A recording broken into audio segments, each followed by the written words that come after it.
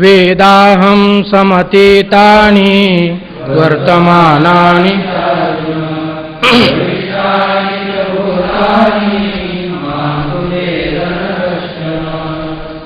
येथ भूते जिये अतितली तिये मीची होऊन ठेली हानी वर्तता तिजे तुली ती मीची.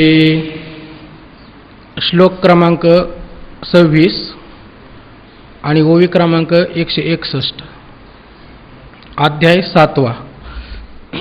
येथे भूते जिये अतितली तिये मीची होऊन ठेली आणि वर्तत आहाती जे तुली तीही मीची. माऊली या ओवीमध्ये भूतांचं जे काही दिसणारं जे स्वरूप आहे ते कसं आहे ते सांगतात. इथं जी भूत उत्पन्न झालेली आहेत ती मीच होऊन ठेली, ती माझ्याच म्हणजे माझ्याच स्वरूपामध्ये ती उत्पन्न झालेली आहेत, किंबहुना ती माझाच अंश आहेत. आणि वर्तत आहाती जे तुली तीही मीची. जी वर्तन करणारी म्हणजे वर्तमान कालामध्ये जी भूत आहेत ती देखील माझ्याच स्वरूपाची आहेत, किंबहुना ती माझ्यामध्येच वर्तन करत आहेत. अर्थात भगवान परमात्म्याची सत्ता त्रिकाला बाधित आहे असं माऊलींना सांगायचंय. की भूत उत्पन्न झालेली म्हणजे भूतकालामध्ये उत्पन्न झालेली आहेत तीही मीच आहेत, माझ्याच स्वरूपाची आहेत. आणि जी वर्तमान कालामधील जी भूत आहेत प्राणीमात्र आहेत ती देखील कशी आहेत, मत स्वरूपच आहेत, तीही मीची. माऊली म्हणतात एका अभंगामध्ये की आम्ही लटकेनं बोलो, आम्ही खोटं सांगणार नाही समाजाला, अज्ञानी समाजाला खरं सांगू. काय खरं सांगू? वर्तमान खोटे. वर्तमान जी स्थिती आहे किंबहुना हा माया मात्र जो प्रपंच आहे हा सगळा काही लटका आहे, माईक आहे, मिथ्या आहे, कल्पित आहे, अशा प्रकारचं तो सिद्धांत आहे. का भविष्यमाने जियेही तीही मज वेगळी नाही, हा बोलची एरवी काही होय ना जाय. माऊली म्हणतात अथवा जी भूतकालातली भूत आहेत किंवा वर्तमान कालातली त्यांची स्थिती मी सांगितली, परंतु उत्पन्न होणारी पुढं माऊली म्हणतात तीही मज वेगळी नाही. ती उत्पन्न होणारी जी आहेत प्राणीमात्र ती देखील मत स्वरूपच आहेत. आणि म्हणून माझ्या वेगळं स्थान त्यांना स्वतंत्र अशा प्रकारचं नाही, हा बोलची एरवी काही होय ना जाय. आणि तसं जर पाहिलं सिद्धांताच्या दृष्टीने जर पाहिलं तर हा बोलची म्हणजे अतीत कालातली म्हणजे भूतकालातली जी काही प्राणीमात्र आहेत, वर्तमान कालातली जी प्राणीमात्र आहेत आणि भविष्य कालातली जी प्राणीमात्र आहेत ती मत स्वरूप आहेत असं म्हणण्याचा भाव आहे. माऊली म्हणतात का हे फक्त बोलण्यातच आहे, म्हणजे फक्त वाचेमध्ये वाचा मात्र मिदम म्हणजे हे केवळ बोलण्यातच आहे. तसं जर पाहिलं तर एरवी काही होईना जाय. सिद्धांताच्या दृष्टीने जर पाहिलं तर काही उत्पन्नही होत नाही आणि काही लयालाही जात नाही, कशाचा नाशही होत नाही आणि कशाची स्थितीही नाही. माऊली म्हणतात की एक अभंग आहे महाराजांचा की न झाला प्रपंच आहे परब्रह्म अहम सोहम ब्रह्म आकळले. या ठिकाणी पहा न झाला प्रपंच सांगताना अजातवादाचा सिद्धांत सांगतात. म्हणजे न झाला प्रपंच हा परब्रह्म स्वरूप आहे का? तर महाराज म्हणतात तसं नाही, न झाला तो झालेलाच नाही, किंबहुना त्याची स्थिती उत्पत्ती आणि लय हे काहीही सांगता येत नाही. मग काय आहे परब्रह्म? म्हणजे आपलं प्रपंच हा परब्रह्म स्वरूप आहे का? तसं नाही, न झाला. मग काय जे दिसतंय ते आहे परब्रह्म. परब्रह्मच सगळं दृग्गोचर होतंय. फक्त भ्रामक अशा अज्ञानी जीवाचा तो काय संवाद आहे की प्रपंच हा परब्रह्म स्वरूप आहे. म्हणजे एक कारिका आहे की न कश्चित जायते जीव हा संभवस्य न विद्यते. काय येतात उत्तमम सत्यम यत्र किंचिन न जायते. काही झालं नाही आणि काही उत्पन्नही झालं नाही, कशाची स्थिती नाही, कशाचा नाशही झाला नाही. थोडक्यात अजातवादाचा सिद्धांत माऊली म्हणतात एरवी काही जर पाहिलं तर होय ना जाय, काही उत्पन्नही होत नाही आणि कशाचा नाशही होत नाही. माऊलींना विनंती केली श्रोत्यांनी की महाराज तुम्ही सिद्धांत सांगितलं हे खरंय, परंतु आम्हाला दृष्टांताच्या माध्यमामधून तुम्हाला कळवून देता येईल का? तर माऊली बोलते की दोराची या सापासी डोंबा बडिया ना गव्हाळा ऐसी संख्या न करवे कोणासी तेवी भूतांसी मिथ्यात्वे. माऊली म्हणतात तुमच्या परिचयाचा दृष्टांत मी तुम्हाला सांगतो की मंद अंधकाराची दोषामुळं एखादी रस्त्याच्या कडेला दोर पडलेला असावा, रस्सीचा एखादा तुकडा पडलेला असावा आणि त्याच्यावर मंद अंधकाराने या दोषामुळे काय आपल्याला सर्प भासावा. मग त्या सर्पाच्या उत्पत्ती, स्थिती आणि लयाचं जर आपण चिंतन केलं, किंबहुना त्याची जी प्रतीती मात्र जी सत्ता आहे त्याचं जर चिंतन केलं, तर महाराज म्हणतात की डोंबा बडियाना गव्हाळा आयशी, त्याला काळाही म्हणता येत नाही, त्याला तो ठिपक्याचा आहे का असंही म्हणता येत नाही, किंवा तो गव्हाच्या कलरचा आहे का, गव्हाच्या रंगाचा आहे का असंही काही म्हणता येत नाही. कारण वस्तू जशी आहे तशी न कळणं याला काय म्हणायचं? भास, प्रतिभास, मिथ्या आणि अज्ञान कल्पित ती काय वस्तू आहे. म्हणून तिच्याविषयी निश्चित रूपता आपल्याला काहीही सांगता येणार नाही. का बरं? वस्तूला स्वतंत्र सत्ता नाही. वस्तू जी प्रातिभाषिक जी वस्तू आहे ती अधिष्ठानाच्या सत्तेनं सत्तावान झालेली आहे. म्हणून प्रातिभाषिक वस्तूचा आपल्याला कुठल्याही प्रकारचं तिचं कथन, तिच्याविषयी काही बोलता येत नाही. माऊली म्हणतात संख्या न करवे कोणासी, तेवी भूतांसी मिथ्यात्वे. संख्या दोन अर्थानं पण हा शब्द लागतो. संख्या पहा, 4 प्रकारचे नाग प्रामुख्यानं आपल्याला जाती त्याच्या पाहायला सापडतात की नाग का घोणस, नंतर फुरसे आणि मण्यार, म्हणजे 4 प्रकारची विषारी साप आहेत. माऊली म्हणतात यांच्यापैकी एखादा त्याचं चिंतन करता येईल का? नाही. माऊली म्हणतात नाही, कारण संख्या न करावी कोणाशी, त्याची संख्या सांगता येणार नाही. दुसरं जर पाहिलं चिंतन तर सम्यक ख्यान, म्हणजे त्याचं यथार्थ कथन काही करता येईल का? कारण प्रातिभाषिक येते, प्रातिभाषिक पदार्थाचं उत्पत्ती स्थिती जरी आपल्याला अज्ञानामध्ये भासली, परंतु तात्विक रूपानं जर पाहिलं तर तो पदार्थ मूलतः नाहीच. म्हणून त्या पदार्थाची जे काही स्वरूप आहे ते यथार्थ रीतीने त्याचं ख्यान म्हणजे कथन कोणाशी न करावे. त्याप्रमाणे भूतांशी काय मिथ्यात्वे. त्याप्रमाणे ही भूत मात्र वर्तमान कालातील असेल, भविष्य कालातील असेल किंवा अतीत म्हणजे गत कालातील असतील, त्यांना सगळ्यांना त्यांच्या स्वरूपाचं जर पाहिलं म्हणजे त्यांची जी स्वरूपं पाहिली तर ती काय मिथ्या आहेत. महाराज म्हणतात की रज्जू सर्पाकार भासेले जगडंबर. असं ह्या सर्पाचं आपलं काय सर्पाच्या उदाहरणानं महाराज ह्या प्रपंचाचं स्वरूप काय खरं ते सांगतात. ऐसा मी पांडू सुता आणि स्यूत सदा असता, या संसार जो भूता तो आणि बोले. अशा प्रकारचं माझं जी काही सत्ता आहे, अखंडता आहे ती आणि स्यूत सदा असता. आणि स्यूत म्हणजे प्रत्येक पदार्थामध्ये त्याचा काय अन्वय, कशाचा? परमात्म्याचा. माऊली म्हणतात परमात्म्याची सत्ता प्रत्येक पदार्थामध्ये काय आणि स्यूत अशा प्रकारची आहे. उपनिषदांचा पहिला मंत्र आहे काय? ईशावास्यमिदं सर्वं यत्किंच जगत्याम जगत तेन त्यक्तेन भुंजितः मा गृधकस्य स्विद्धनम. म्हणजे काय? ईशावास्यमिदं सर्वं, वास्यम नाम आच्छादितम, हे सगळं ईशेन म्हणजे परमात्मा स्वरूपाने सगळं काय आच्छादित अशा प्रकारचं आहे. म्हणून मी या सर्वांच्या मध्ये काय अन्वयाच्या स्वरूपानं अखंड सत्तावान आहे आणि स्यूत सदा असता. मग काय झालं? या संसार जो भूता तो आणि बोले. या भूता जो संसार तो आणि बोले, या भूतांना जो संसार सांगितला, जन्म मरण सांगितलं, करता भोगता इत्यादी जे काही जीवाच्या ठिकाणी जे धर्म सांगितले, माऊली म्हणतात ती पद्धत, ती सांगण्याची कक्षा, ती विवक्षा शास्त्राची काय थोडी वेगळी आहे. मग कुठली वेगळी आहे? आणि बोले म्हणजे व्यावहारिक सत्तेतून माऊली आपल्याला सांगतात का तो बोल, ती कक्षा अशा स्वरूपाची आहे. म्हणजे व्यावहारिक सत्तेचा स्वीकार करून किंवा अध्यारोपाची भाषा स्वीकारून शास्त्रानं त्या भूतांचं जे काही वर्णन आहे, कथन आहे ते केलेलं आहे. मग ती अध्यारोपाची भाषा कशी आहे तर पुढच्या ओळीमध्ये सांगतात. तरी त्याची आता थोडीसे गोठी सांगिजेल परियेसे, जेथ अहंकार तनुसी वालव पडिले. ती जी गोठी अध्यारोपाची कसं आहे तर मी या सांगणारे म्हटले थोड्याफार प्रमाणामध्ये, तर तुम्ही यथार्थ रीतीने ऐका. काय झालं म्हणतात? जेथ अहंकार तनुसी वालभ पडले. अहंकार आणि तनू यांचा प्रेमविवाह झाला. कसं वालभ पडले म्हणजे यांचा प्रेमविवाह झाला.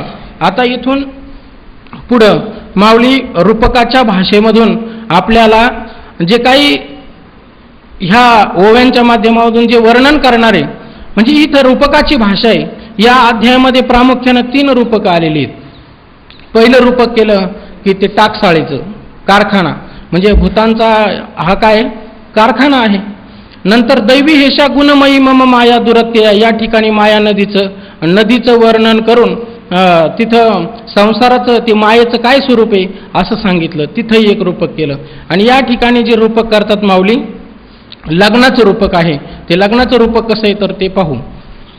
इच्छा द्वेष समुत्थेन सर्वभूतानि सम्मोहं सर्गे यान्ति परन्तप. तेथ इच्छा हे कुमारी झाली, मग ते कामाची तारुण्य आली. तेथ द्वेषेसी मांडिले वराडिक.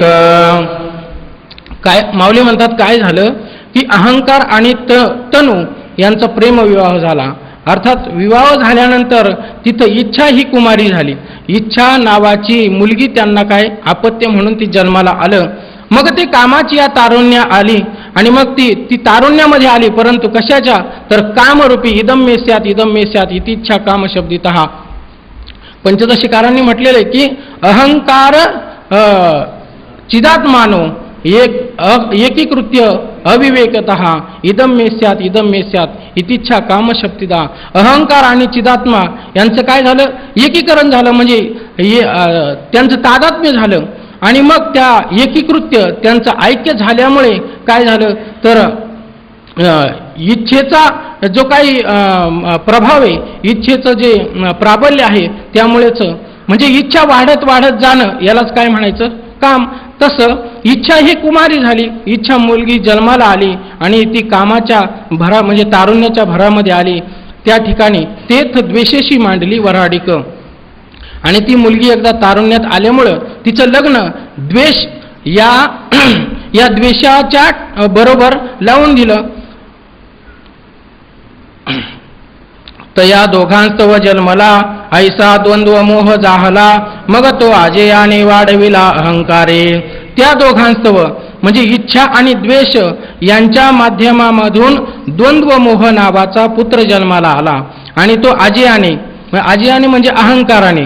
कारण अहंकार आणि तनूचं वालभ पडलं हे माऊलींनी वर सांगितलं. अहंकार आणि तनू या द्वंद्व मोहाचे काय झाले, आजी आणि आजोबा झाले. म्हणजे आणि लहान मुलाचं संगोपन प्रामुख्यानं कोणाकडे असतं तर आजी आणि आजोबाकडं. कारण त्यांना ते करमत नाही, बाकीची जी जबाबदाऱ्या असतात त्याच्यातून ते निवृत्त होत असतात. मग काहीतरी कारण संघ जवळ प्रकृतीचा तर त्यागून घडे कर्माचा आहे ना, ऐशी आई म्हणती. म्हणजे काहीतरी कारण देह हा काय कर्माचा आहे ना, म्हणून कर्म करत जोपर्यंत मरण येत नाही तोपर्यंत देहाकडून काहीतरी कर्म होत राहणार. म्हणून यांनी काय केलं, या अहंकाराने त्या नातवाला अत्यंत सुंदर प्रकारे वाढवलेले.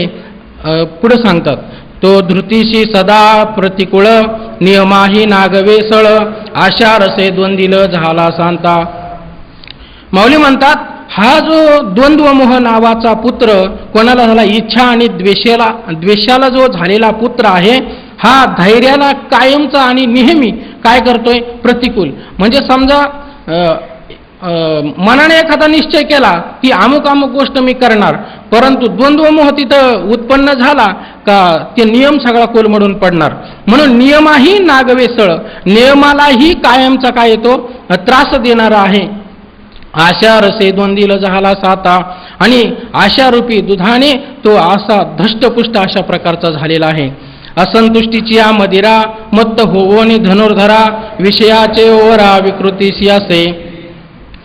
माऊली म्हणतात, अशा प्रकारचा तो द्वंद्व मोह, असंतुष्टी म्हणजे असमाधान, कायम चिंता काळजी, अशा प्रकारची तो मदिरा प्याला आणि त्यामध्ये मत्त होऊन विषयाच्या दारामध्ये, विषयाच्या माजगारामध्ये विकारांचंच प्राबल्य त्याच्या ठिकाणी माजलं. म्हणजे विषयाचे ओवरा विकृतीची असे, विकाररूपी विकृतीची स्त्रीशी तो कायम काय राहिला तर संलग्न अशा प्रकारचा राहिला.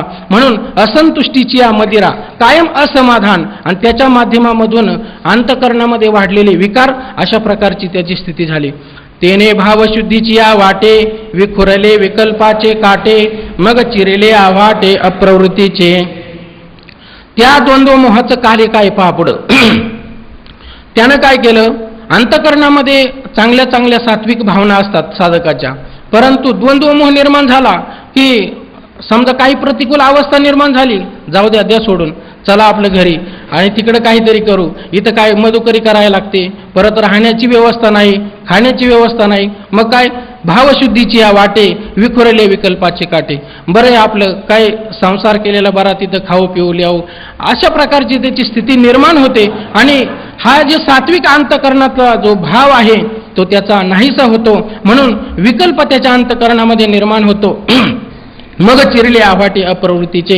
एकदा माणूस सात्विक धैर्यापासून ढळला की त्याच्या ठिकाणी कुकर्माचा काय होतो, कुकर्माचा अंतःकरणामध्ये प्रादुर्भाव होतो, कुकर्म तो करू लागतो. मग अंगामनासी रुचावे, येतुलेने कृत्याकृत्य नाठवे, काय जो करण्याची नावे भलतेची करे, अशा प्रकारची स्थिती त्याची निर्माण होते.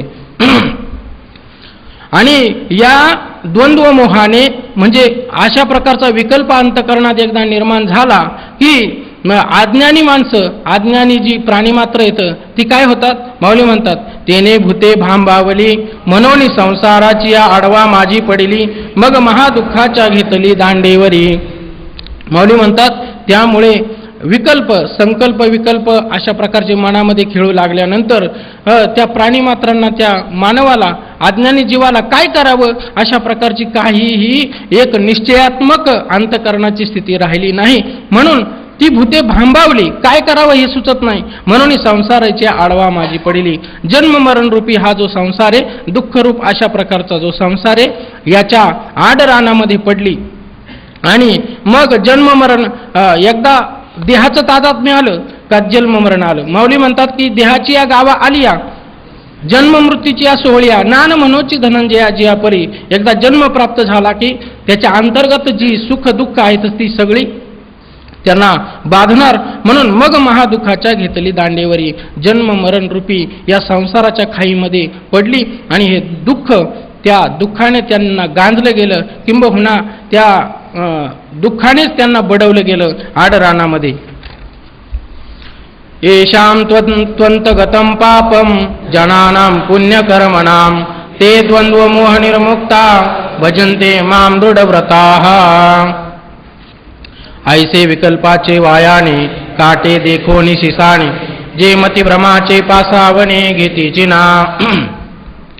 माऊली म्हणतात असं विकल्पाचं वायानं म्हणजे अत्यंत ते त्रासले, म्हणजे जे विचारी लोक आहे, पुण्याचा ज्यांनी आश्रय केला, पुण्य मार्गाने काही फलप्राप्ती होईल का, अशा प्रकारचं हे संसाराचं दुःख पाहून आम्हाला परमात्म स्वरूपाला प्राप्त कशा पद्धतीनं होता येईल का, अशा प्रकारच्या अंतःकरणामध्ये भावना धारण करून काटे देखून शिसाने हे संसार दुःखमुळ चौकडे इंगळ, रात्रंदिवस तळमळ, काय विश्रांती नाही कोठे, रात्रंदिवस तळमळ, अशा प्रकारची स्थिती त्यांना निर्माण झाली. आणि म्हणून हे काटे म्हणजे हे दुःख आहे, हे अत्यंत क्लेशकारक अशा प्रकारची स्थिती आहे. म्हणून ज्यांनी पुण्याचा आश्रय केला असे भाग्यवान जे लोक आहेत ते द्वंद्व मोहापासून म्हणजे प्रवृत्ती निवृत्ती धर्माच्या मार्गावर संशयाधिकांचे जे तीक्ष्ण काटे आहेत त्यांना पाहून अंतःकरणाची स्थिती भ्रमिष्ट न होता एक साध्य म्हणजे गंतव्य ठिकाण ते निश्चित करून त्या मार्गाने ते काय लागलेले आहेत, चालू लागले. म्हणजे मती भ्रमाचे पासावणे घेतीची ना. बुद्धीच्या ठिकाणी किंवा मनाच्या ठिकाणी जे संकल्प विकल्पात्मक जे स्वरूप आहे ती म्हणजे बाजूला केलं, तो भ्रम बाजूला केला, अर्थात त्या भ्रमाच्या ते अधीन झालेले नाहीत. मग काय केलं, त्यांचे वर्तन कशा पद्धतीने आहे माऊली वर्णन करतात. उजो एकनिष्ठेच्या पावली, रगडोनी विकल्पाची भाली, महापातकांची सांडिली आठवी जिही. उजू म्हणजे सरळ सोपा जो मार्ग आहे आणि अनन्यतेचे जी काय अंतःकरणाची स्थिती या मार्गाने ते चालू लागले. रगडोनी विकल्पाच्या भाली, आणि हे जे विकल्प होते हे जे काटे अंत म्हणजे संसाराला कारणीभूत असणारे, जन्म मरणाला कारणीभूत असणारा जो संकल्प विकल्पात्मक जी मनाची स्थिती ही हे काटे रगडोने त्यांचा नायनाट केला, नाश केला. महापातकांची सांडलेली आठवी जी, आणि महापातक जी आहेत ही जी आडरानं आहेत ही सगळी बाजूला टाकून दिलेली. मग पुण्याचे धावा घेतले आणि माझी जवळीक पातले, किंबहुना ते चुकले वाटवदेया. माऊली म्हणतात त्यांनी साधनं काय काय केली. मग पुण्याचे धावा घेतले, पुण्याच्या मार्गावरती ते चालू लागले आणि माझी जवळीक पातळे. काय स्वर्गाचं जे काही स्वर्ग प्राप्त होतो पुण्यानेच होतो. माऊली म्हणतात परंतु माझ्या स्वरूपाला प्राप्त होण्याचं जे काही पुण्य आहे, माते जेणे पाविजे ते शुद्ध पुण्य. स्वर्गाला जरी प्राप्त झाला पुण्याच्या माध्यमामधून, तेतम भुक्तम स्वर्गलोकम विशालम, क्षीणे पुण्य लोक मर्ते, काय क्षीणे सुने पुण्य मर्ते लोकम विशंती. थोडक्यात या जन्म मरण रूपी संसाराला तो काय होतो, पुन्हा प्राप्त होत असतो. पुण्याचे एकदा ऱ्हास झाला, पुण्य संपलं की मग तया पुण्याची पावटी सरे, सवेची इंद्रपणाची उटी उतरे, मग येऊ लागती माघारे मृत्यूलोका. आणि मृत्यूलोकाला आल्यानंतर मग काय सुख आहे का, जन्म मरण रूपी संसार हा पुन्हा त्यांच्या पाठीमागे लागलेलाच आहे. म्हणून माझ्या स्वरूपाला जेणेकरून प्राप्त होतील अशा प्रकारच्या पुण्याचा आश्रय करून त्या मार्गावरती चालले, त्या तशा प्रकारच्या त्यांनी धावा काढल्या. आणि म्हणून माझी जवळीक पातले, माझ्या स्वरूपाला ते प्राप्त झाले, किंबहुना ते चुकले वाटवदेया.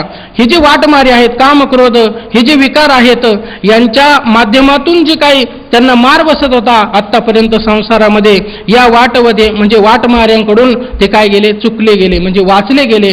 त्यांच्या त्या त्रासापासून बाजूला झाले, परमात्मा स्वरूपाशी एकरूप झाले. महाराज एक दृष्टांत सांगत असतात पाठामध्ये.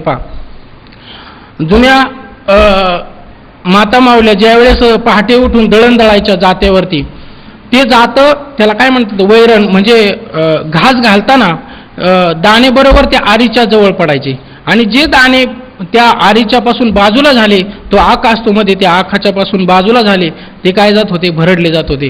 परंतु ज्या दाण्यांनी त्या आरीचा आश्रय केलेला आहे त्यांच्यामध्ये काय बदल होत होता का, त्यांचा नाश होत होता का, नाही.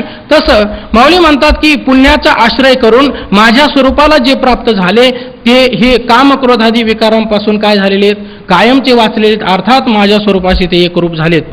जरा मरण मोक्षाय मामाश्रित्य यतन्तिये, ते ब्रह्म तद्विहु कृष्ण मध्यात्मं कर्मचाखिलम. एरवी तरी पार्था जन्म मरणाची निमे कथा, ऐशिया प्रयत्नाते असता विजयाची. माऊली म्हणतात त्यांच्या अंतकरणाची स्थिती कशी जर पाहिलं, माऊली म्हणतात एरवी तरी पार्था, चिंतन करून जर पाहिलं तर हे अर्जुना जन्म मरणाची कथा निमे, जन्म मरणाचा हा जो जन्म मरण रूपी जो काय हा संसार आहे हा नाहीसा होईल, म्हणजे याचा नाश होईल. ऐशिया प्रयत्न ते असता विजयाची, अशा प्रकारचं त्यांचा प्रयत्न, अशा प्रकारच्या अंतकरणामधील त्यांच्या इच्छा विये म्हणजे प्रसवते. कशामुळं, ज्यांनी माझा आश्रय केलेला आहे, ज्यांनी पुण्य संपादन केलेलं आहे, अशा साधकांच्या जीवनामध्ये त्यांच्या अंतकरणामध्ये अशा प्रकारची स्थिती निर्माण होते की जन्म मरण रूपी संसार हा जो दुःखरूप आहे, हा नाशिवंत, याला कसं बाजूला करायचं, आणि अशा प्रकारची अंतकरणाची स्थिती, अंतकरणामध्ये इच्छा आस्था निर्माण होते. त्या प्रयत्नाचं फल काय, माऊली म्हणतात तया तो प्रयत्नची एके वेळे, मग समग्र परब्रह्मे फळे, जया पिकले या रसगळे पूर्णतेचा.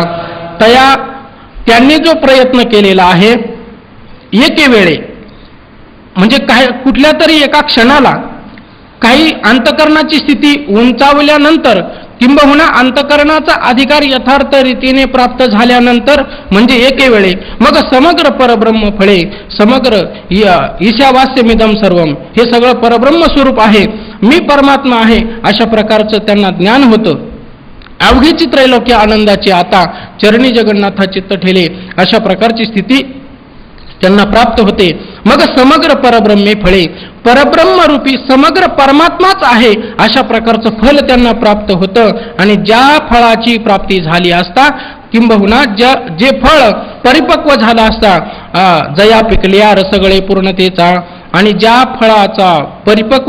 फळाची परिपक्व अवस्था झाल्यानंतर त्याच्यामधून पूर्णतेचा, म्हणजे ओम पूर्णमदः पूर्णमिदं पूर्णात् पूर्णमुदच्यते पूर्णस्य पूर्णमादाय पूर्णमेवावशिष्यते, अशा प्रकारचा अनुभव, किंबहुना मी पूर्ण आहे, परब्रह्म पूर्ण आहे, हे जगत पूर्ण आहे, कल्पित दृष्टीनं, म्हणजे सगळं याचे यावत जे काही दिसतंय ते सगळं काय पूर्ण स्वरूप आहे.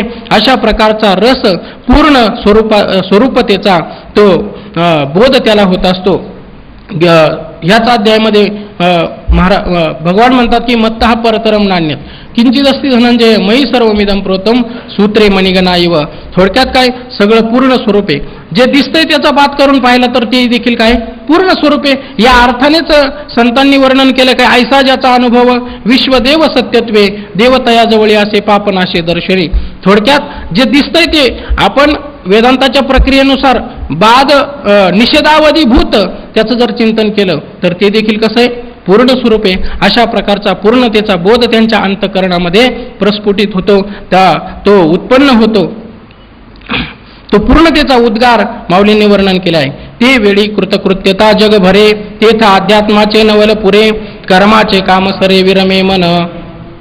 माऊली म्हणतात ती पूर्णता कशी आहे, त्याच्यामध्ये काय अनुभव आहे, कशा प्रकारची स्थिती आहे. माऊली सांगतात ते वेळी कृतकृत्यता जग भरे. धन्य झालो आता यासी संदेह नाही न पडे या वाही काळा हाती. धन्यतेचे उद्गार त्याच्या अंतःकरणामध्ये मधून सहज काय होत असतात येत असतात. म्हणजे कृतकृत्यता जग भरे, हे जग सगळं पूर्ण स्वरूप आहे, कृतकृत्य आहे. कृतकृत्य झालो इच्छा केली ते पावलो, काम नाही झालो पाहि रिकामा. असे कृतकृत्यतेचे उद्गार त्याला अनुभवाला येतात. आणि मुक्ताची प्रतीती जगची मुक्त. थोडक्यात तो मुक्त असल्यामुळं त्याला जग देखील मुक्त वाटतं. म्हणजे मी आनंद स्वरूप आहे, जग देखील आनंद स्वरूप आहे. अशा प्रकारची कृतकृत्यता त्याच्या अंतःकरणामध्ये नित्य जागृत राहते. किंबहुना त्याला निश्चयात्मक अशा प्रकारचा बोध होत असतो. ते तर अध्यात्माचे नवल पुरे. आणि मग तिथं अध्यात्माचं म्हणजे मी नेमका कोण आहे, मी करता आहे का भोगता आहे, नेमकं माझं स्वरूप काय, मी जन्मणार आहे का मरणार आहे, अशा प्रकारची स्थिती जी देहाच्या संदर्भामध्ये असते, देहाच्या संबंधाने जी तो मानत असतो, याचंही नवल म्हणजे याचं जे ऐश्वर आहे. म्हणजे थोडक्यात ही जी जिज्ञासा आहे माझं नेमकं स्वरूप म्हणजे मी कोण आहे अशा प्रकारचं जी काही जिज्ञासा आहे त्याचंही देखील नवल, त्याचंही जे काही आश्चर्य आहे तेही नाहीसं होतं. काय हे ज्यावेळेस नेमकं माझं स्वरूप काय हे विचारायला आपण प्रवृत्त होतो त्यावेळेस मग साधनं सुरू होतात. तिथून पुढे खरी साधनाला किंबहुना परमार्थाला सुरुवात होत असते. म्हणजे साधनाला देखील श्रेष्ठता तिथून पुढे सुरुवात होते. म्हणजे ते तर अध्यात्माचे नवल पुरे.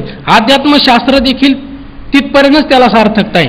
मी जोपर्यंत ब्रह्म आहे अशा प्रकारची स्थिती त्याला उत्पन्न होत नाही तोपर्यंत ह्या साधनाला सार्थकता आहे. एकदा काय साधने सरती अपैसी तृप्ती झाली जैसी साधने सरती अपैसी देखे आत्मतृष्टी तैशी कर्मे नाही.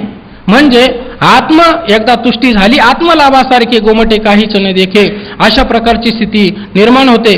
त्यावेळेस या शास्त्राचं ह्या सगळ्या जी साधनं आपल्याला स्वरूपापर्यंत घेऊन जाणारी आहे त्यांचं काय ते ऐश्वर सगळं संपून जातं. म्हणजे त्यांचं नवलपण त्यांचं आश्चर्य संपून जातं.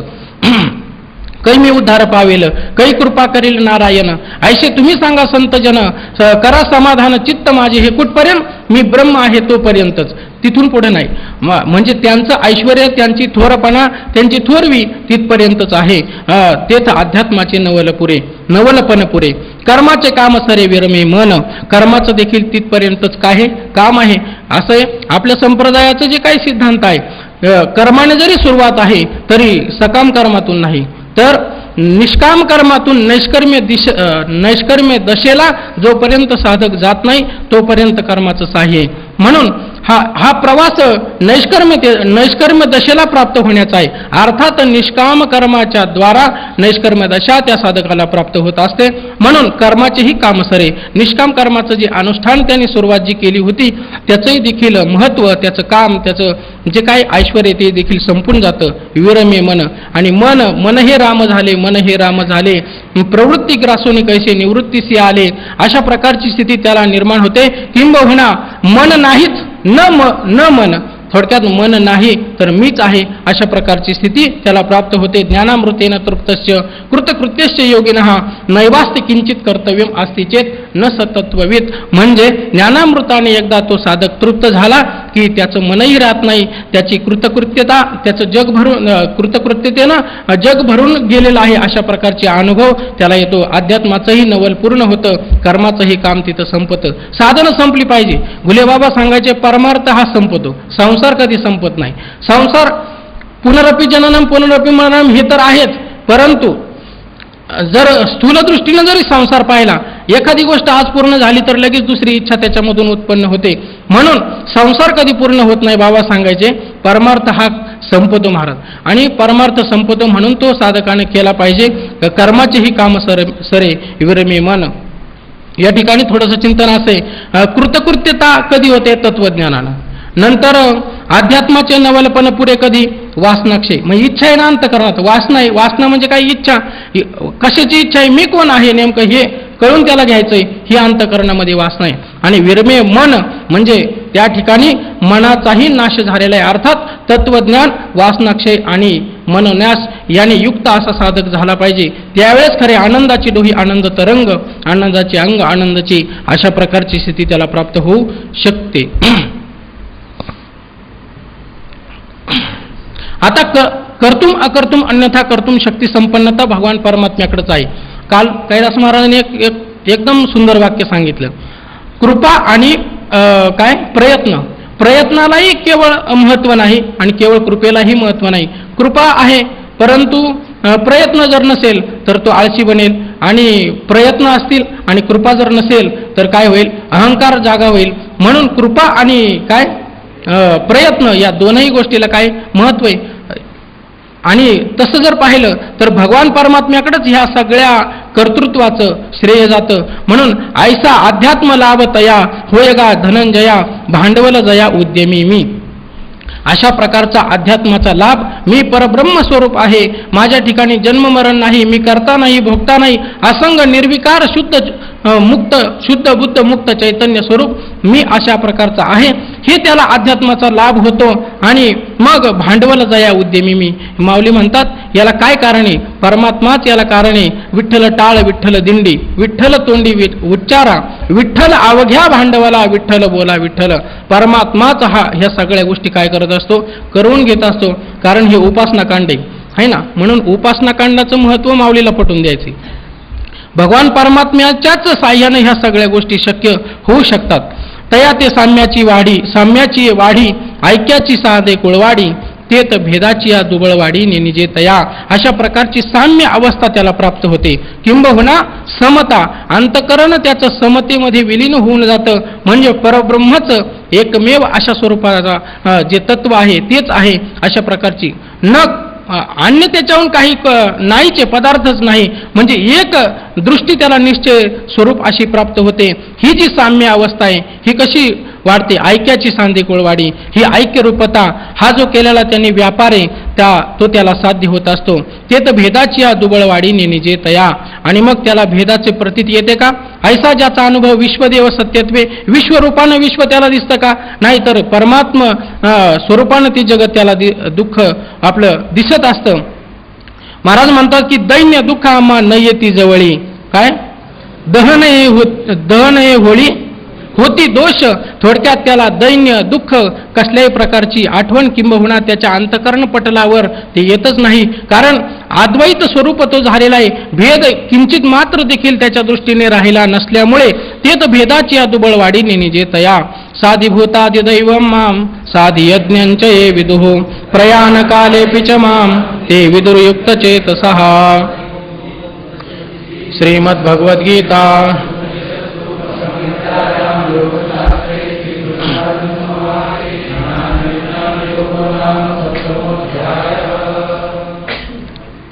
जिही साधी भूता माते प्रतितेचे निहाते धरून आदि दैवाते शिवतले गा. माऊली म्हणतात की त्याला साम्यता अशी दृष्टी प्राप्त होते, कारण त्याने व्यवहार अशा स्वरूपाचा केलाय की ऐक्य रूपतेला मी कसा जाईल अशा प्रकारचा त्याने व्यवहार काय केलेला आहे, जीवनामध्ये केलेला आहे. अशा प्रकारची क्रिया त्यानं केलेली आणि म्हणून त्याला भेद दिसत नाही. आणि मग भेद जर दिसत नाही तर दिसतंय ते काय? तर माऊली म्हणतात जी ही साधी भूता माते, म्हणजे शरीरासह तो काय करतो, मत स्वरूप आहे असं जाणतो. प्रतितीचे निहाते म्हणजे त्याला अशा प्रकारचा अनुभव येतो की हे सगळं परमात्म स्वरूप आहे. शरीर देखील, दिसणारं शरीर देखील काय परमात्म स्वरूप आहे. म्हणजे अशा प्रकारची आत जीवापर्यंत काय आदिदैवाते शिवतेलेगा, अशा प्रकारचं आत तो प्रवेश त्या ठिकाणी, तो स्पर्श म्हणजे अनुभवाचा जो स्पर्श आहे तो तिथपर्यंत घेऊन जातो. जया जाणिवे चेनी वेगे मी आधी यज्ञ दृष्टी रिगे ते तनु चेनी वियोगे विरही नवते.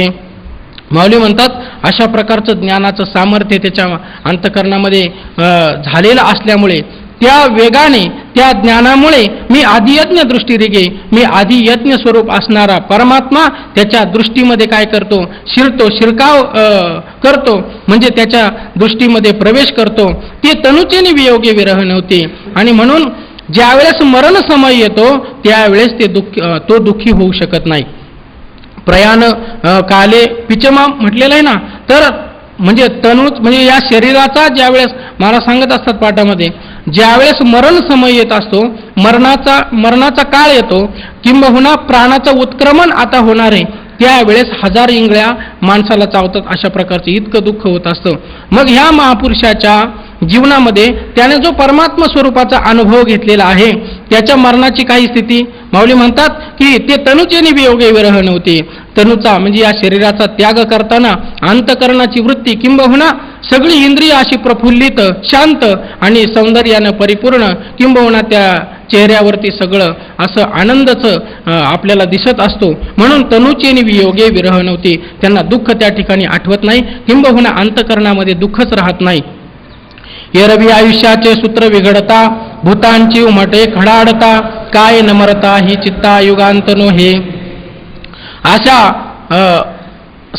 आता हे झालं योग. याचं म्हणजे काय, परमात्मा स्वरूपाला प्राप्त झाल्या पुरुषाचं वर्णन केलं. कशाचं, तर त्याच्या मरणाच्या वेळी त्याच्या अंतकरणाची स्थिती कशी असते तर ती सांगितली. आता सामान्य मनुष्याचं मरण कसं आहे माऊली सांगतात, हे रवी आयुष्याचे सूत्र विघडता. आयुष्याचं सूत्र म्हणजे आपलं जे काही जे मोजून आपल्याला श्वास दिलेले आहेत, हे श्वास एकदा संपले का मग काय होतं, आयुष्याचे सूत्र विघडता, आयुष्य आपलं संपतं. भूतांची उमटे खडाडता, ती प्राण्यांची तळमळ होऊ लागते. ज्यावेळेस जो प्राणी मरणासन्न अवस्थेमध्ये पडलेला असतो त्यावेळेस त्याचं उलघाल त्या शरीराची होत असते, सारखा हालचाल करत असतो, इकडच्या अंगावर हो तिकडच्या अंगावर हो, अशा प्रकारची स्थिती निर्माण होते. का बरं, कारण प्राणाचं उत्क्रमण आता होणार आहे. घुलेबाबांनी अर्थ सांगितला की ज्यावेळेस हे पंचमहाभूत येतं ह्या शरीरामध्ये त्यांचं अस्तित्व आहे की नाही, की यांचं जरी परस्परामध्ये भांडण असलं, की माऊलीनं वर्णन केलं 13व्या अध्यायामध्ये भूतांचं कसं भांडण आहे एकमेकामध्ये, परंतु अशी भूत देखील साम्याला येतात कुठं, शरीरामध्ये. आणि मग मरणाच्या काळी ती त्याच्यातून काय होतात, बाजूला जातात. मग त्यांचा वियोग होत असताना काय होतात, भूतांची म्हणजे पंचमहाभूतांची उमटे खडाडतात. पंचमहाभूत ज्यावेळेस या शरीराला सोडून जातात त्यावेळेस दुःखमय अशा प्रकारची स्थिती त्या पुरुषाला तो अनुभवत असतो. काय न मरता ही चित्ता युगांत नो हे.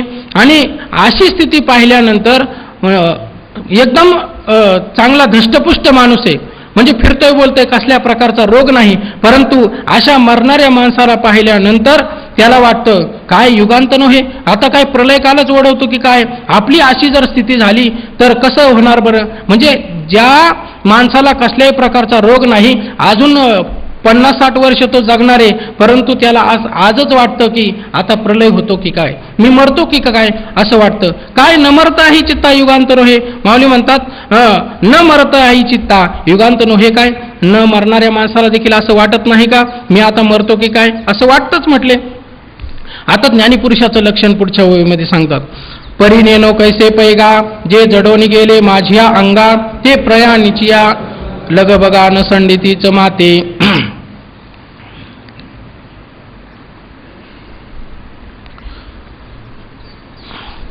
माऊली म्हणतात ज्ञानीपुरुषाचं लक्षण आता मी तुम्हाला सांगतो, कारण सर्वसामान्य माणसाचं मरण सांगितलं. मग हे जे माझ्या स्वरूपाला प्राप्त झालेले पुरुष आहेत यांची स्थिती कशी आहे. माऊली म्हणतात जे जडवून गेले माझी अंगा, जे माझ्या स्वरूपाला कायम स्वरूपी काय झालेले आहेत, स्वरूपभूत झालेले आहेत, परंतु हे कसे झाले, यांची स्थिती कशी झाली हे नेनो. मला ते काही कळत नाही. कसे माझ्या स्वरूपाला प्राप्त झाले, ते मत स्वरूप कसे झाले मला काही कळत नाही. ते प्रयाणीची आलं बघा न संडितीची माते. म्हणून काय झालं काय सांगताच नाही येणार म्हटले, नेनो काहीच कळलं नाही म्हटले मला. तर प्रयाण काळी ज्यावेळेस त्यांचं मरण येतं आणि मरणाच्या काळी त्यांच्या अंतःकरणामध्ये कुठल्याही प्रकारचा विकार किंबहुना काहीही दुःख उत्पन्न होत नाही. म्हणजे अशी मरणाची धांदल असताना देखील न संडितीची माते, माझ्या स्वरूपापासून ते कधीही च्युत होत नाही किंबहुना वेगळे होत नाही, भिन्न होत नाही.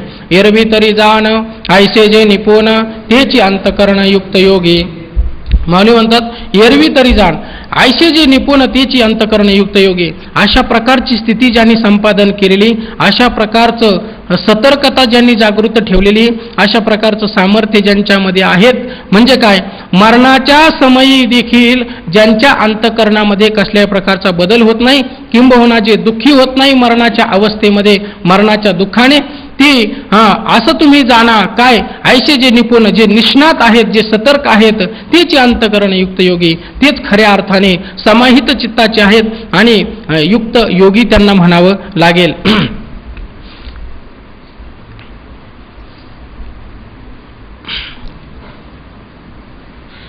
तव ये शब्द कुपिके तळी नोडवेची अवधानाची अंजुळी जे नावे कार्जुन तये वेळी मागाचे होता. आता इथून पुढं जो माघ विषय सांगितलेला आहे काय की जरा मरण मोक्षाय मामाश्रित्य यतंतीये ते ब्रह्म तद्वी कृष्ण मध्यात्मम कर्मचाखिलम. म्हणजे ब्रह्म अध्यात्म कर्म अशा स्वरूपानं किंवा साधिभूतादिदैव माम साधी यज्ञांचे विदुः प्रयाण काले पिचे माम ते विद्रुयुक्त चेतसः. म्हणजे ब्रह्म अध्यात्म कर्म आदिभूत आदिदैव आणि आदियज्ञ आणि प्रयाण काळाच्या वेळेला त्या महापुरुषाचं जे चित्त असतं किंबहुना त्यांना जे ज्ञान असतं याची स्थितीची वर्णन भगवान परमात्म्यानं जे चिंतन केलं त्या चिंतनाचं जे काय स्वरूप आहे ती अक्षर कशी आहेत त्या स्वरूपाचं माऊलींनी एक रूपका म्हणजे साहित्याच्या अंगाने चिंतन केलेलं आहे. माऊली म्हणतात तव ये शब्द कुपिके तळी नोडवेची अवधानाची अंजुळी जे नावेक अर्जुन त्यावेळी मागाची होता. भगवान परमात्म्याच्या मुखामधून प्रस्फुटित झालेली हे जे काही ब्रह्म अध्यात्म कर्म ही जी तात्विक जी चिंतनाचं जे स्वरूप आहे माऊली म्हणतात हे ओतत असताना म्हणजे भगवान परमात्मा आपल्या मुखामधून ते सांगत असताना अर्जुन रूपी अवधानाची अंजुळी नोडवेची अर्जुन रूपी म्हणजे अर्जुनाचे जे पदर आहे किंबहुना जी ओंजळ आहे ती ओंजळ त्या ठिकाणी नव्हती. म्हणजे वरून एखादा द्रव्य पडतंय आणि खाली जर आपण पात्र काही जर धरलं नाही तर ते द्रव्य जसं खाली सांडलं जातं त्या पात्रामध्ये येत नाही तसं अर्जुनाचं अंतःकरण म्हणजे अर्जुनाचं लक्ष क्षणभर मागच त्या चिंतनामध्ये होतं. आणि म्हणून त्या ठिकाणी जे शब्द सांगितलेले होते त्या शब्दांचं जे चिंतन सांगितलं भगवान परमात्म्यानं त्या शब्दाच्या अर्थाकार वृत्ती अर्जुन करत होता. म्हणून जे नावेक अर्जुन त्यावेळी मागाचे होता अर्जुन मागच्या त्या शब्दांचं चिंतन करत होता. मी असं एक चिंतन ऐकलंय की माणूस हा लक्ष कधी देत नाही चिंतनाकडं. तर त्यांनी सांगितलं आळस असेल त्या समजा त्या चिंतनाची उपेक्षा असेल जो विषय सांगितलेला आहे त्याची उपेक्षा करायची किंवा विषयाचं काठिण्य विषय खूप कठीण आहे काय शब्द काय घटावच्छिन्न मायाविशिष्ट चैतन्य प्रमेय चैतन्य अशा प्रकारचे जर बंडमारा सांगायचे खूप जाडजाड शब्द आलेत. असे जाडजाड शब्द जर आले म्हणजे विषयाचं त्या ठिकाणी काय झालं काठिण्य निर्माण झालं ते कळाले नाही यथार्थ रीतीने आणि म्हणून तिथं काठिण्य निर्माण झालेले. नंतर अज्ञात विषय कधी ऐकलेलाच नाही आले कुठं आळंदीला पहिलेच पाठाला बसले विचार सागरायचे जो आनंद सत्य प्रकाश विभू आणि आधार नामरूपास बुद्धी जाणे न जाणे त्यास तो अपार शुद्ध परमात्मा मीच असे. पाठ झाल्यानंतर कळालं बाबा म्हटलं मला काही कळालं नाही का बुद्धी एकदा म्हणतात बुद्धी जाणे एकदा म्हणतात न जाणे हे काय विषय हा अज्ञात वाटतो म्हणजे आधी याच्या आधी आम्ही कधी ऐकलंच नाही. एकतर जाणे म्हणा काय पांडुरंग महाराजांनी त्या दिवशी कीर्तनात सांगितलं की नेयम येतात प्रवक्ष्यामी यज्ञात्वा मृतमश्नुते अनादिमत परम ब्रह्म न सत न असत काय तद उच्यते. थोडक्यात ज्याला असतही म्हणता येत नाही, ज्याला सतही म्हणता येत नाही, थोडक्यात काय, हा जो विषय चाललेला आहे, अज्ञानी माणूस ज्याला संस्कार नाही शास्त्राचं, तो म्हणतो काय, हा मी कधी ऐकलेला नाही, म्हणूनही तो कधी कधी त्या विचारसागराच्या पाठाचं काय करतो, त्याग करतो, सोडून देतो, नको वाटतं, बरं आहे आपलं नामस्मरण करू, प्रदक्षिणा करू, इंद्रायणीचं स्नान करू, आहे ते पण, परंतु हा विचाराचा प्रांत आहे, तेही पण कधी त्याची तयारी झाली पाहिजे. जरी असं असलं म्हणून विषयाचं काय अज्ञातता आहे. नंतर सांगितली अरुची, विषयाबद्दल अरुची काही नाही, फक्त एक म्हणजे एकदम मूर्खपणानं तो विषय त्यागायचा म्हणजे आवडच नाही अंतःकरणामध्ये. अश्रद्धा, सांगणारा वक्ता अतिशय काय तत्वज्ञानी पुरुष आहे आणि त्यांच्या सानिध्यामध्ये त्यांच्या चरणाजवळ बसून काहीतरी त्या तत्वाचं चिंतन करायला पाहिजे, परंतु नाही, वक्त्याबद्दल काय अत्यंत अश्रद्धा, हेही काय विषयाचं अनवधान होऊ शकतं, म्हणजे तो विषय त्यागला जाऊ शकतो. असं अर्जुनाचं आहे का? माऊली म्हणतात असं आहे का? तर नाही. अर्जुनाचं महत्त्व सांगताना 9व्या अध्यायामध्ये माऊली म्हणतात की तरी पर्यसी गा प्राज्ञा, तू आस्थेचीच संज्ञा, बोलिली गोष्टीची अवज्ञा निनसी करू. नंतर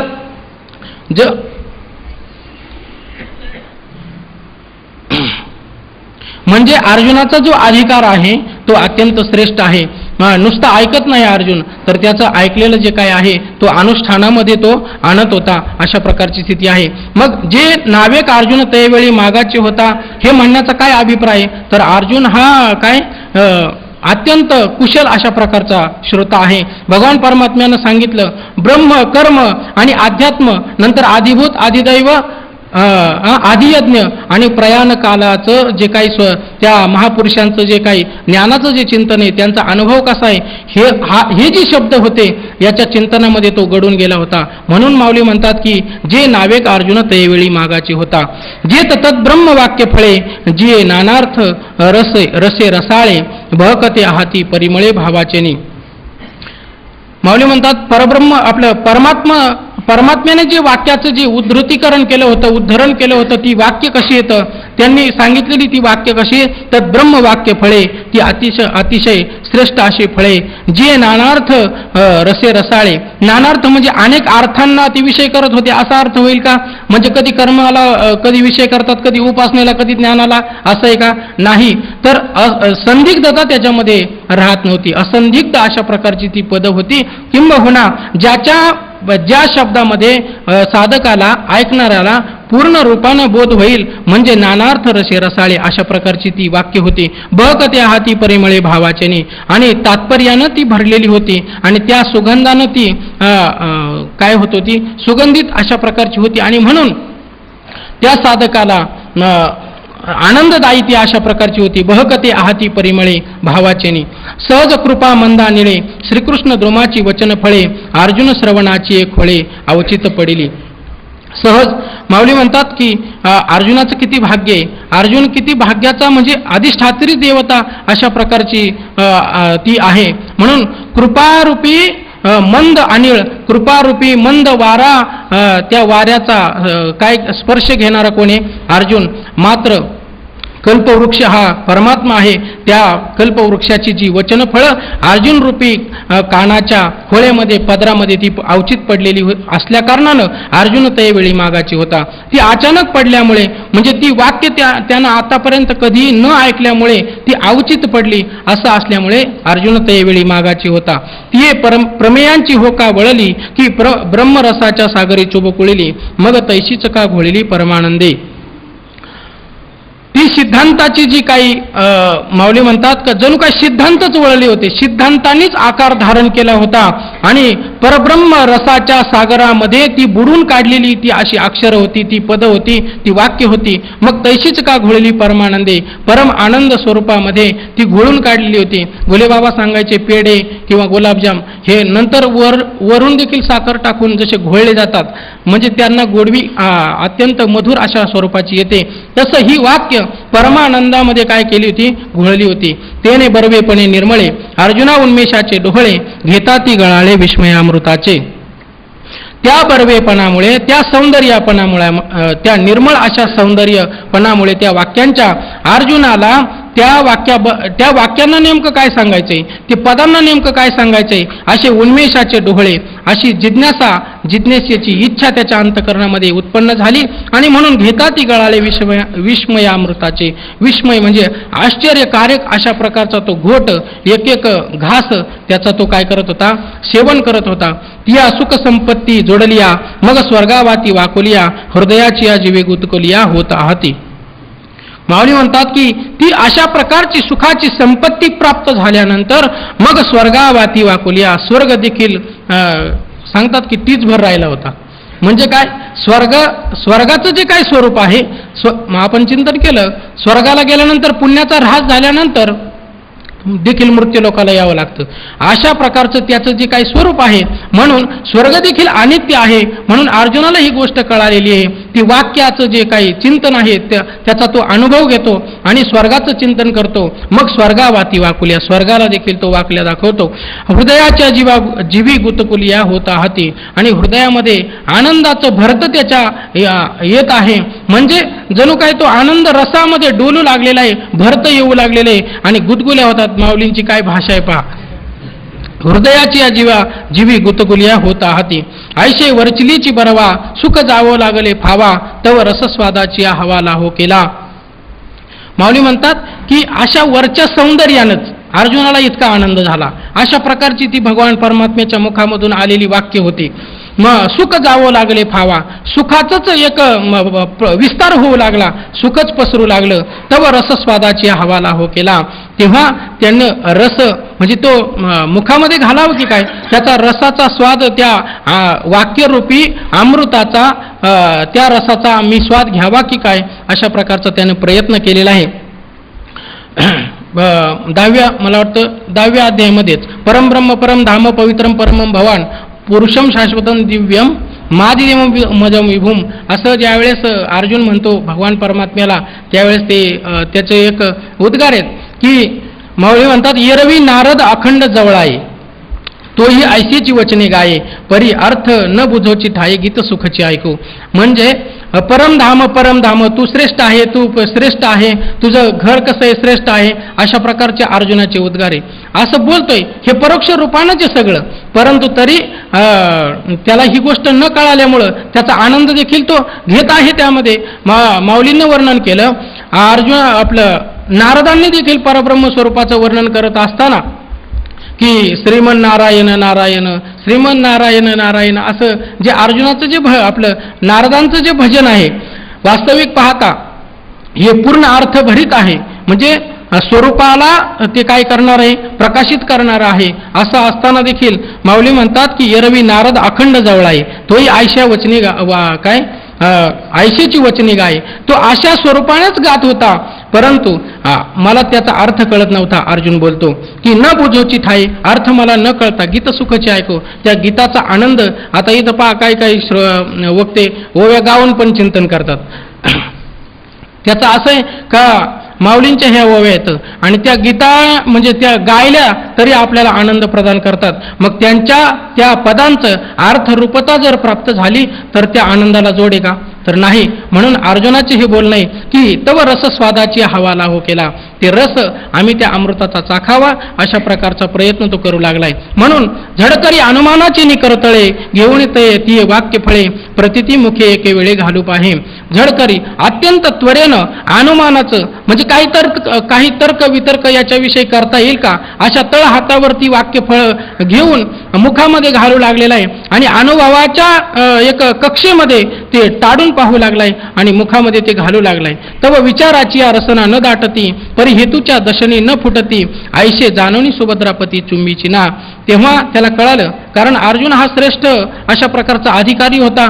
मग अर्जुनाचं वर्णन आपण पाहिलं, परिश्रोणी अनुष्ठीशी प्रत्येक गोष्ट अनुष्ठानामध्ये आणायची, नुसतं ऐकायची, ह्या कानाने ऐकलं त्या कानाने सोडून दिलं असं नाही. म्हणून तव विचाराची या रसना न दाटती, विचाराचं तिथं कक्षा त्याने उत्पन्न केली आणि मग त्या विचाराच्या कक्षावर पाहिलं, परंतु रसना न दाटती, त्या अक्षरांचं यथार्थ रीतीने त्याला रसस्वाद करता येईना. परी हेतूच्या दशनी न फुटती, आणि हेतू काहीतरी देता येईल का, हेतूच्या माध्यमामधून या अक्षरांचा काही आनंद घेता येईल का.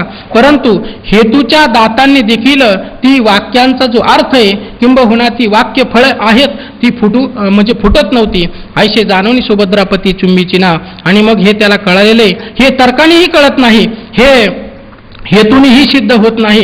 आणि मग असं जाणल्यानंतर अर्जुन त्या फळांना तो स्वीकारित नाही, ती फळं तो खात नाही. मग चमत्काराला म्हणे, ये जळीची माता रांगडे, कैसा झकविलो असं लगपणे अक्षराचेनी.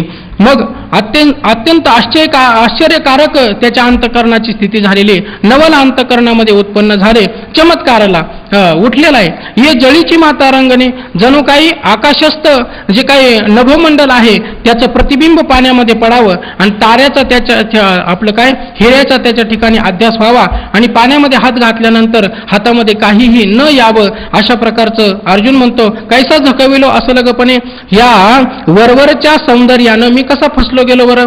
वास्तविक पाहता हे वाक्य तर अत्यंत सुंदर आहे, वरवर पाहिलं तर मला आनंद प्रदान करणारी आहे असं वाटतात, परंतु अनुमान आणि हेतू याच्या पुढे ती टिकत नाही, किंबहुना ही आनंददायी अशा स्वरूपाची मला वाटत नाही. ये पदे नव्हती फुडिया गगनाची या घडिया, येथ अमुची मती बुडालिया थावन निघे. अर्जुन म्हणतो ही पदे नव्हती फुडिया, म्हणजे ही पद स्पष्ट नाहीत, म्हणजे मला स्पष्ट अशा प्रकारची बोध करून देत नाहीत. म्हणून गगनाची या घडिया, जणू काही आकाश व्यापकता सांगायची आकाशाची, आणि व्यापक आकाशाच्या जशा घड्या असाव्या आणि त्या किती जरी उकलून पाहिल्या तरी त्या जशा संपत नाही, किंबहुना आकाशाचं जे व्यापकत्व आहे ते बुद्धीच्या कक्षेमध्ये येत नाही. तसं भगवान अर्जुन म्हणतो की ही जी वाक्यफळं आहेत जणू काही गगनाच्या घड्यात आहेत, आकाशाच्या घड्यात आहेत असं मला वाटतंय. येत आमुची मती बुडाली या थावन निघे. आणि आमचं जे काही तर्कवितर्क आम्ही जो केलंय बुद्धीच्या स्तरावरती, ही आमची बुद्धी बुडाली, याच्या तळाला गेलेली, आणि म्हणून हिचा थांग पत्ता लागत नाही. वाचोनी जाणावयाची के गोठी, आयशे जीवी कल्पोनी किरटी, ती पुनरपी केली दृष्टी यादवेंद्रा. आणि मग या वाक्यफळ, ही जी वाक्यफळं आहेत यांचं म्हणणं काय, या वाक्यांना नेमकं सांगायचं काय, या वाक्यांचा नेमका अर्थ काय, अशा प्रकारची जिज्ञासा जाणावयाची की गोठी अंतकरणामध्ये इच्छा उत्पन्न झाली. आयशी जीवी कल्पोनी किरीटी, अर्जुनाच्या मनामध्ये ती इच्छा निर्माण झाली. अशी कल्पना मनामध्ये केली की ही वचनं काय सांगतात नेमकं, ती पुनरपी केली दृष्टी यादवेंद्रा. म्हणून जो यच्चे यावत काय मानव मात्राचा काय गुरु आहे, कृष्णम वंदे जगद्गुरु असं म्हटलेले, तेव्हा परमात्म्यालाच काया वाचा मनाने शरण जाऊन त्यालाच माहिती असेल, किंबहुना त्यालाच हे विचारलं तर बरं राहील. म्हणून ती पुनरपी केली दृष्टी यादवेंद्रा. मनानं काय स्वयंबुद्धीच्या बाही रिगाले तयाची शुद्धीची नाही, म्हणून स्वतःच्या बुद्धीने विचार करणं चुकीचं आहे असं अर्जुन मनामध्ये म्हणतोय. आणि म्हणून मनोमार्गे गेला तो येथे मुकाला असंही पण आहे. म्हणून त्याला वाटलं की पुन्हा परमात्मा स्वरूपाला आपलं भगवान परमात्म्याला हे विचारावं. ती पुनरपी केली दृष्टी यादवेंद्रा. श्रीकृष्ण परमात्म्याकडे आपली दृष्टी वळवलेली आहे. मग विनविले सुभटे हा जी ये एक वाटे, सातही पदे अनुशिष्टे नवले आहाती. मग विनंती केलेली आहे की हे भगवान, हे परमात्मन, तुम्हीच खऱ्या अर्थाने मला या शब्दांचा अर्थ कळून देऊ शकता. म्हणून विनंती केलेली परमात्म्याची. आणि एक वाटे, ही जी एक रस म्हणजे एका वेळीच तुम्ही जी काही पदाचं जे काही उच्चार केलेला आहे, ही जी पदं सांगितली, ही 7 पदं काय तर ब्रह्म, अध्यात्म, कर्म, आदिभूत, आदिदैव, आदियज्ञ आणि योग्यांकडून प्रयाणकाली तुला जाणणे, ही जी 7 पदं आहेत ही कोणीही कधीही न अनुभवलेली आहेत, किंबहुना अनुचिष्ट आहेत. म्हणजे यांचा उपभोग कोणीही कधीही घेतलेला नाही. अर्थात माझ्याही देखील ती कशी आहे, मलाही देखील ती अज्ञातच आहेत. म्हणून नवल्या हाती मला याचं आश्चर्य वाटतंय, मला नवल वाटतंय. हे काय या पदांना नेमकं सांगायचंय. एरवी अवधानाचे नि वहिलेपणे, नाना प्रमेयांचे उगाणे, काय श्रवणाचे नि अंगवणे बोलवला हाती. माऊली म्हणतात अवधानाचं अशा प्रकारचं म्हणजे लक्ष देण्याच्या वेगाने, श्रवणाच्या शारीरिक सामर्थ्याने या शब्दातील नाना प्रकारच्या सिद्धांताचा हिशोब तोंडाने तर कळणे अशक्य आहे. कोणाचं तरी टिपण बसून काहीतरी एक इकडले तिकडले टलाटल हिंगणबेट महाराज जसं सांगत असतात तसं काहीतरी चिंतन करून आम्ही काहीतरी कंबर बांधून सांगता आला असतं आम्हाला, परंतु ही पद्धत तशी नाहीत. मग ही कशी आहेत. परी तैसे हे नोहेची देवा, देखीला अक्षरांचा मेळावा आणि विस्मयाची या जीवा विस्मयो झाला. माऊली म्हणतात की अर्जुनाचं जे काही अर्जुन जे चिंतन करतोय परमात्म्या स्वरूपा पुढे आपला निर्वाळा देतोय, ही पदं मला कळाली नाही. ही परी तैसे हे नोहेची देवा, मी काहीतरी सांगून याचा हिशोब वरवर जाणून काहीतरी सांगता आला असतं, याचा अनुवाद तरी करता आला असता, याचा हिशोब तुम्हाला सांगता आला असता, परंतु हे तसं नाही. देखील अक्षरांचा मेळावा, अक्षरांचा जो मेळावा पाहिला, कर्म, ब्रह्म, अध्यात्म, आदिदैव, आदिभूत, प्रयाणकालेचं जे चिंतन आहे हे काही लक्षात येत नाही. म्हणून आणि विस्मयाची जेव्हा विस्मय झाला, म्हणजे आश्चर्यालाच आश्चर्य झालं असं माऊली म्हणतात. कानाचे नि गवाक्षद्वारे बोलाचे रश्मी अभ्यंतरे पाहिना तव चमत्कारे अवधान ठकले. अर्जुन म्हणतो की मी तुझी वाक्यरूप ही किरण आहेत, ही मी ऐकली आणि कानाच्या खिडकीमधून आत अंतकरणामध्ये नेण्याचा प्रयत्न केला, परंतु तव चमत्कारे अवधान ठकले. म्हणजे याविषयी मला चमत्कार वाटला, काहीच सूचना असं झालं आणि म्हणून माझं जे लक्ष हे निस्तब्ध अशा स्वरूपाचं झालंय, मी शांत झालेलो आहे, मला काही कळत नाही. देवीची अर्थाची चाड मजा आहे, ते सांगताही वेळूनच आहे, म्हणून निरूपण लवला आहे की जो देवा. या शब्दांच्या अर्थाची इच्छा माझ्या अंतकरणामध्ये आहे आणि हे सांगण्याची जी काही प्रक्रिया आहे, जो वेळ आहे, ते सांगताही वेळूनच आहे. ही वेळ देखील मला सहन होत नाही, म्हणून निरूपण लवला आहे की जो देवा. त्याचं यथार्थ जे काही ज्ञान आहे, ती अक्षर काय नेमके म्हणतात हे मला यथार्थपणाने निरूपण तुम्ही लवल आहे म्हणजे लवकर, झडकरी, अत्यंत वेगाने तुम्ही करा. ऐसा मागील पडताळा घेऊनी पुढा अभिप्राय दिठीसुनी देवीची माझी शिरवुनी आरती आपुली. अशा प्रकारचं पहा अर्जुनाचं स्थिती पहा, श्रोता कशा प्रकारचा असला पाहिजे माऊली या ठिकाणी सांगतात.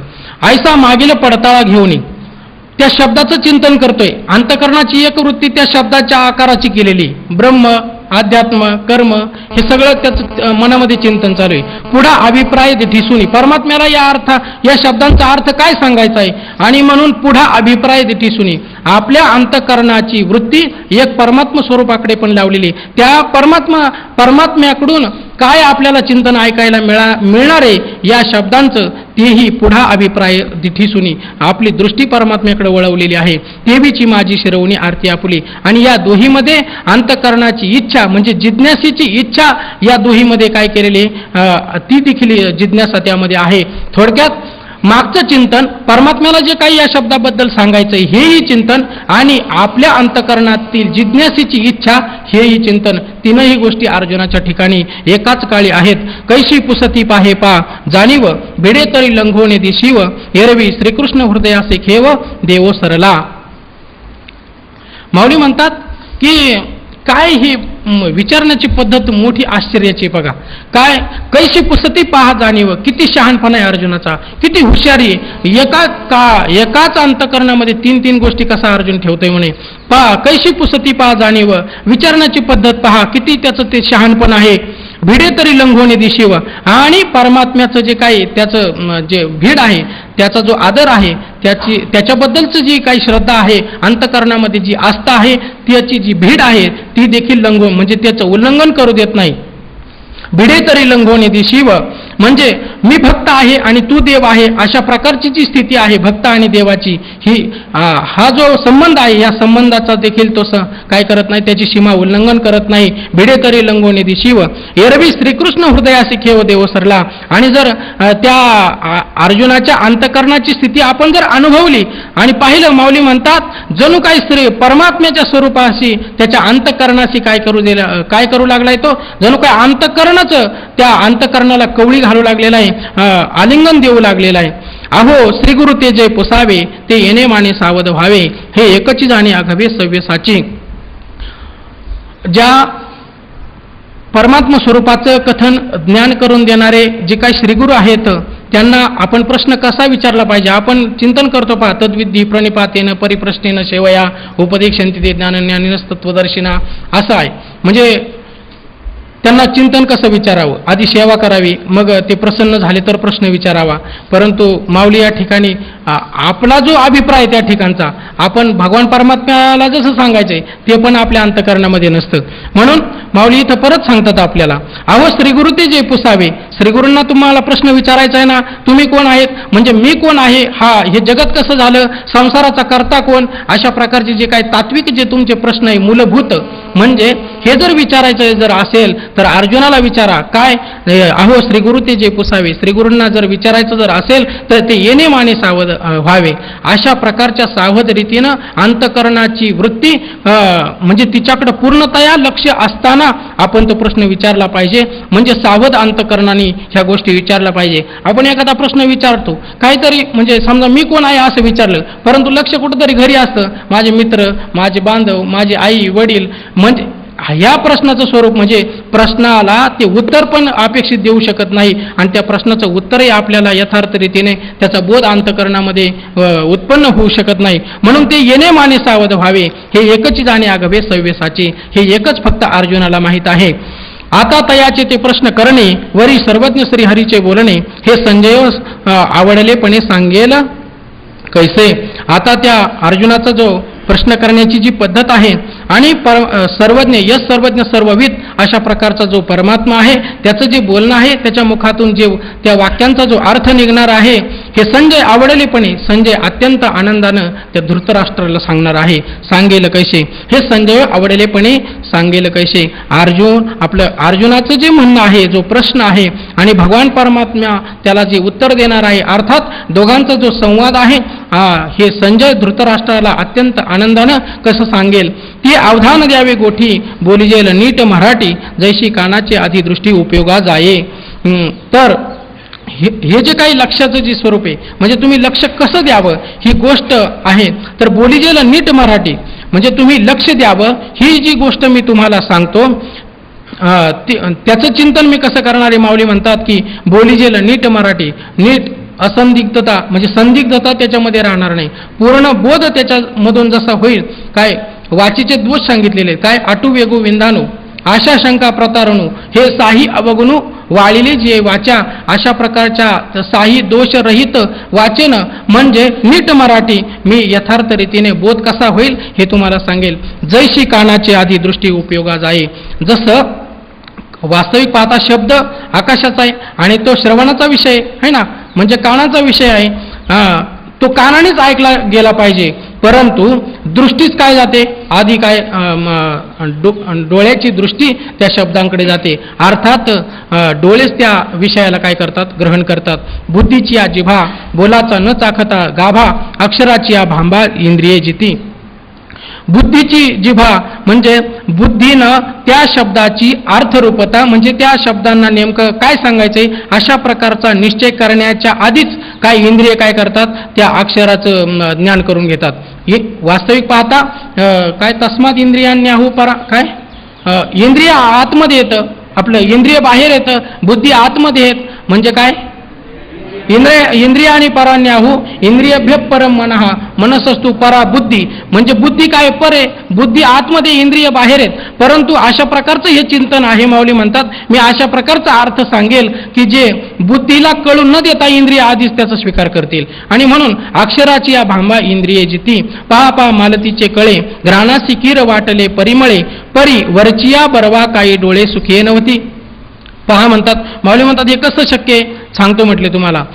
तर पहा पहा मालतीचे कळे, मालतीचे कळे जे आहेत ही पुष्प युक्त वेली, तिचा जर श्वास घ्यायचा झाला त्या फुलाचा तर नाकानेच घ्यावा लागेल. म्हणजे सुगंध हा काय नाकाचा विषय म्हणजे घ्राणाचा विषय आहे. परंतु त्या मालतीची कळे, ती फुलं अत्यंत वरून सुंदर असल्यामुळे डोळे त्याचा आनंद घेतात की नाही, ते फुलं सुंदर आहेत असं डोळ्यांना देखील आनंद मिळतो की नाही. तसं परिवरचिया बरवा काही डोळे सुखी नव्हती. माऊली म्हणतात डोळ्यांना सुख होत नाही का, तसं म्हणजे बुद्धीलाही ज्ञान होण्याच्या आधी इंद्रिय काय करतात, सुखी होतात. तैसे देशीयची हवावा, इंद्रिय करीती राणीवा, मग प्रमेयाची या गावा लेसा जाईजे. माऊली म्हणतात अशा प्रकारची ही माझी आवडीची मराठी आणि मला अतिशय उत्कट त्या मराठी भाषेबद्दल सार्थ अभिमान आहे. अशा प्रकारचं माऊली म्हणतात इंद्रिय करीती राणीवा, म्हणून इंद्रिय देखील राज्य करतील अशा प्रकारची प्रमेय, त्या प्रमेयांची या गावा लेसा जाईजे. प्रमेयांची या त्या प्रमेयांना प्राप्त होतील अशा प्रकारची इंद्रियामध्ये अधिकार संपन्नता प्राप्त होईल, ती होऊन जातील. ऐशेने नागरपणे बोल निमेते बोलणे, ऐका ज्ञानदेव म्हणे निवृत्तीचा. अशा सरळ भाषेत, सुंदर भाषेत बोल निमेते बोलणे, ज्या परमात्म स्वरूपाच्या ठिकाणी बोल खुंटे. माऊलीने पहा उपक्रम आणि उपसंहार केलेला आहे. होय मी सांगतो तुम्हाला. माऊली म्हणतात ऐशेनी नागरपणे, मी जी भाषा बोलणार आहे ती सरळ भाषा आहे आणि सुंदर आहे. ज्या भाषेमुळं बोलणे निमित्ते बोलणे, ज्या स्वरूपाच्या ठिकाणी बोलणे निमित्त अर्थात शब्द काय माघारी फिरतो, अशा प्रकारचं ते स्वरूप आहे आणि अशा प्रकारचं ते चिंतन आहे. ऐका ज्ञानदेव म्हणे निवृत्तीचा माऊली म्हणतात मी निवृत्तीचा दास आहे, प्रवृत्तीचा दास नाही. तर अशा प्रकारचे मी तुम्हाला ते यथार्थ रीतीने सांगणार आहे. उपक्रम उपसंहार कसा केला ते सांगतो. बोल निमित्ते बोलणे, ज्या ठिकाणी बोलणं जात नाही अशा प्रकारचं जे बोलणं आहे ते सांगतो. उपक्रम उपसंहार कसा, जेणे सांगतयाचे बोलणे खुंटे, ऐकतयाचे व्यसन तुटे, हे जाणणे साने मोठे उरोने दी. ऐशे वर्म जे गुड, ते किजेल वाक्या रूढ, जेणे थोडेनी पुरे कोड बहुत म्हणीचे.